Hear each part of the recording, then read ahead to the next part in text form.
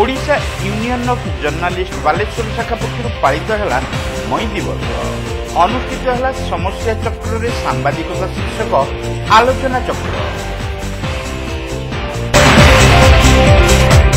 Odisha सांबादिक union Baleshwar जिला शाखा पक्षर मई दिवस पालित हो जाइछि। स्थानीय आतिथ्य भवन में आयोजित कार्यक्रम में संघर सभापति गंगाधर राउत अध्यक्षता करथिले। एही अवसर में समस्या चक्र रे सांबादिकता शीर्षक आलोचना चक्र अनुष्ठित होइथिला। बालेश्वर प्रेस क्लब सभापति वरिष्ठ सांबादिक विप्लव कुमार महांती, ध्वनि प्रतिध्वनि मुख्य संपादक सृष्टिधर परिड़ा, सेठू आरंभर संपादक शुभेन्दु दास, समाज बालेश्वर संस्करण डेस्क इंचार्ज शशिरंजन मल्लिक प्रमुख वक्ता भाव जोगदे सांप्रतिक स्थिति में सांबादिकों देखा देउथुबा विभिन्न समस्या और ताहार निराकरण उपरे आलोचना करथिले। सांबादिकों को सुरक्षा, पेंशन और प्रेस्टिज प्रदान उपरे वक्ता माने विस्तृत भाव आलोचना करथिले। प्रत्येक क्षेत्र में सांबादिकों को आग डकरा जाउथुबा बेले सेमानक सर्वनिम्न समस्या समाधान को अग्राधिकार दिया जिबा उपरे वक्ता माने गुरुत्व आरोप करथिले। सांबादिक माने मध्य दायित्व और कर्तव्य पालन बेले निजर परिसीमा भितर रहिबा आवश्यक बोली सेमाने मत देइथिले। वर्तमान भारत रे ओडिसा रे भारत रे जति श्रमिक 7% संगठित 93% श्रमिक नथि संगठन मन संगठन कहै तो निमास सरकार के पैसा कोटा न सथि पेंशन दो सांबादिक सत्य बेसी ना निमास श्रमिक वाला सामाजिक मन केन्द्र सरकार पहुंचे आम तो बहुत सामाजिक मन को पेंशन देना सामाजिक मन चिन्हट कर सरकार को सामाजिक जान के सामाजिक मिले सामाजिक मन को बाल्यपाल सामाजिक जन अफसर मंत्री गले ताको सफेकर बिल बाहला मंत्री मुगर जहां जाके ना सुबह से तो सामाजिक मंत्री पद ना थी ड्यूटी के तो पानी भीतर कुबेर चिन्ह के पाछो जगने बाबू चिन्ह के पाछो केते लागो छथि मंत्री केते चिन्ह के पाछो सामाजिक चिन्ह करनो जाओ ऊपर कथा सरकार धन्यवाद सरकार सामाजिक चिन्ह कर मैं आज संपूर्ण भाव ठीक भाव सामाजिक चिन्ह कर से हेल्थ कार्ड व्यवस्था कर स्वास्थ्य बीमा कार्ड दिया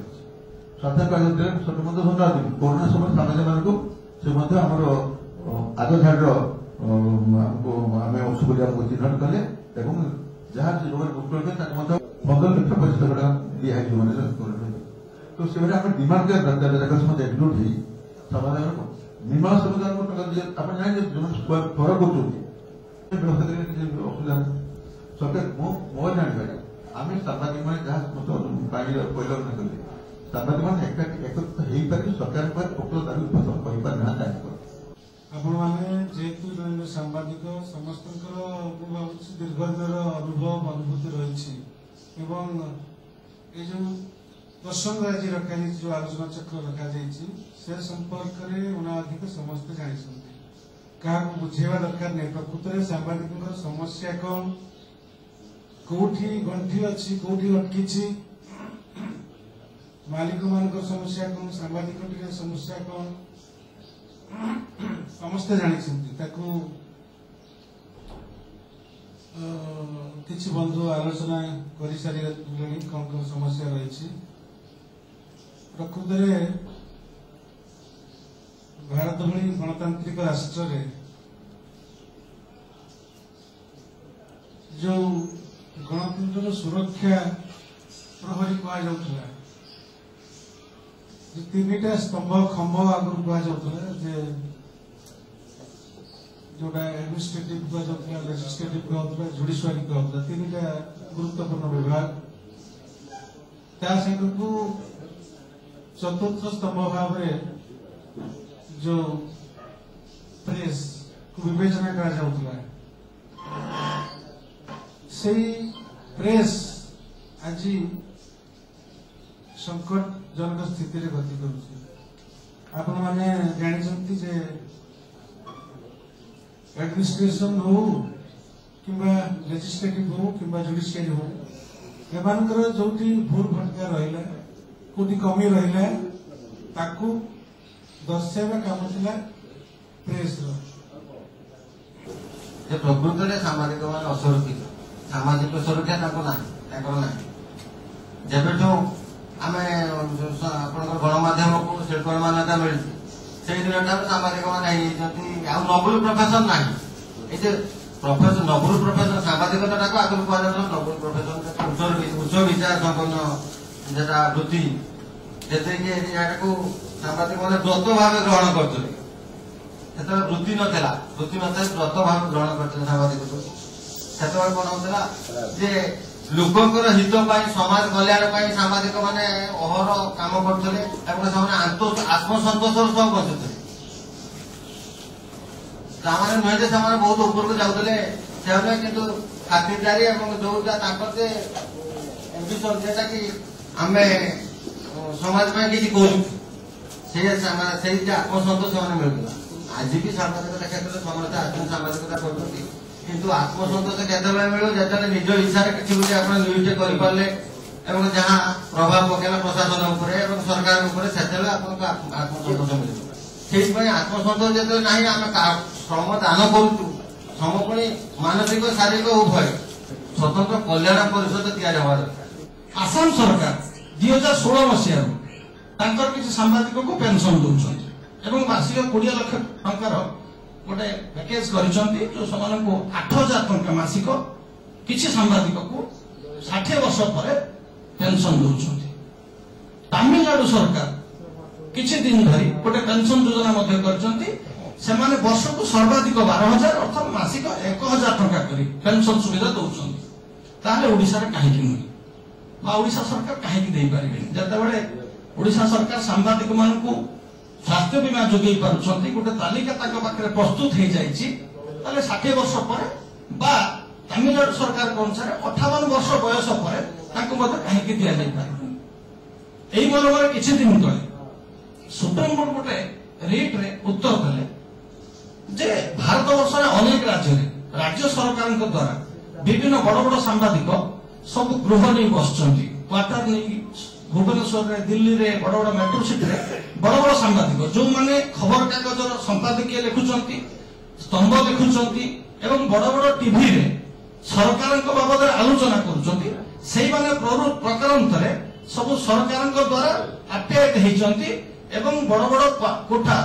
କ୍ୱାର୍ଟର ସବୁ ସରକାରଙ୍କର ଠାରେ ଅନୁଗୃହୀତ ହେଇଛନ୍ତି। ସୁପ୍ରିମକୋର୍ଟ କହିଲେ ଯଦି ଜଣେ ସାମ୍ବାଦିକ ସରକାରଙ୍କ ଦ୍ୱାରା ଅନୁଗୃହୀତ ହୋଇ କ୍ୱାର୍ଟର ପାଇଲା, ସୁବିଧା ପାଇଲା ଏବଂ ଯଦି ପେନସନ ପାଇଲା, ସେ ସାମ୍ବାଦିକ କଣ ସରକାରଙ୍କ ବିରୁଦ୍ଧରେ ସ୍ତମ୍ଭ ଲେଖିପାରିବ କି? ଶିଳ୍ପ ସଂସ୍ଥା,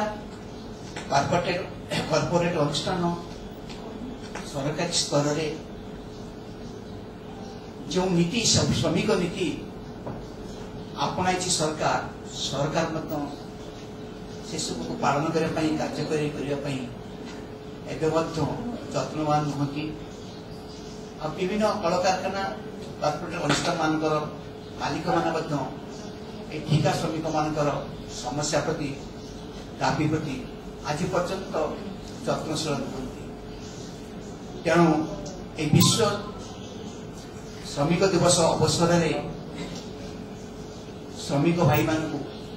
যে কার্যে অঙ্গনবাড়ি কার্যক্ষেত্রে হোক, বিভিন্ন ঠিকা ক্ষেত্র, সে অতিথি শিক্ষক হুঁতু, সে অতিথি অধ্যাপক হুঁতু, যে আজ পর্যন্ত সরকার পুরা মাত্রার পাওনা দেই না, କାର୍ଯ୍ୟ କରିବା ସୁବିଧା ଦେଇନାହାନ୍ତି, ସେମାନେ କେମିତି ସଂଗଠିତ ହେବେ ଏବଂ ତାଙ୍କର ଦାବି ସରକାର କିଭଳି ଶୁଣିବେ, ସେଥିପାଇଁ এই দিনটি ଆଜି ଶ୍ରମିକମାନଙ୍କ ପାଇଁ ଖୁବ ଗୁରୁତ୍ୱପୂର୍ଣ୍ଣ ଅଟେ।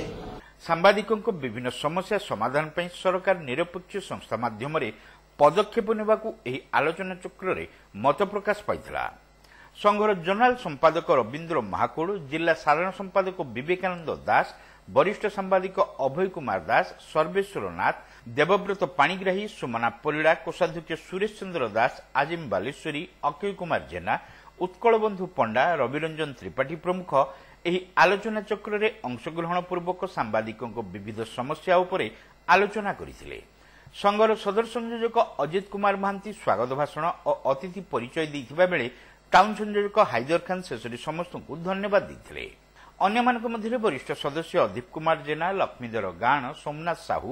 ସଞ୍ଜୟ କୁମାର ଗିରି, ଜିତେନ୍ଦ୍ର କୁମାର ମହାନ୍ତି, ଶେଖ ନଜିମ, ପ୍ରତିମା ଜେନା, ବାସୁଦେବ ରାଉଳ, କଞ୍ଜମଣି ସ୍ୱାଇଁ, ସଂଯୁକ୍ତାରାଣୀ ବେହେରା, ଅଭୟ କୁମାର ପତ୍ରୀ, ରମାକାନ୍ତ ପଣ୍ଡା, ମହେଶ୍ୱର ପ୍ରଧାନ, ଶମ୍ଭୁନାଥ ନାୟକ, ସଞ୍ଜୟ କୁମାର ବେହେରା, ମନୋଜ କୁମାର ପ୍ରଧାନ, ଚିତ୍ତରଞ୍ଜନ ନାୟକ ପ୍ରମୁଖ ଏହି କାର୍ଯ୍ୟକ୍ରମରେ ଯୋଗ ଦେଇଥିଲେ।